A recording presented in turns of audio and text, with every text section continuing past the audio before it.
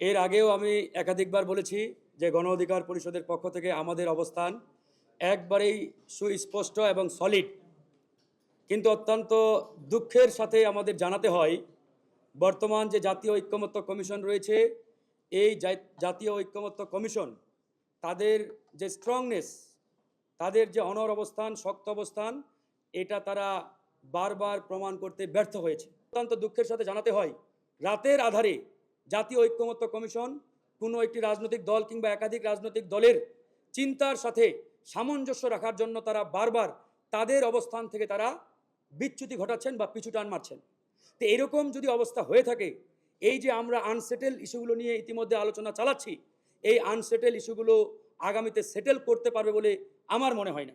এই কমিশনকে চিন্তা করতে হবে জনগণ কি চাই, জনগণের আকাঙ্ক্ষা কি। জনগণের চাওয়া আকাঙ্ক্ষার দিকে এই জাতীয় ঐক্যমত্য কমিশন যদি ফোকাস না দেয়, তাহলে এই কমিশন দিয়ে জনগণের আকাঙ্ক্ষা বাস্তবায়ন হবে না।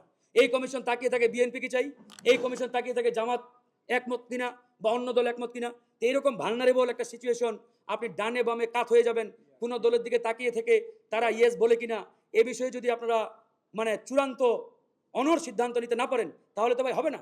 আবার আরেকটা এখানে সমস্যা, ঐক্যমত্য কমিশনের মিটিংয়ে আমরা বারবার দেখি তারা আলাদা করে দু একটা দলকে নিয়ে ভিতরে আলোচনা করেন, বাইপাস করে বাইরে আলোচনা করেন। মনে হচ্ছে এখানে একটা জাতিসংঘের ওই একটা হচ্ছে সিকিউরিটি কাউন্সিল, আর একটা হচ্ছে আপনার জেনারেল অ্যাসেম্বলি।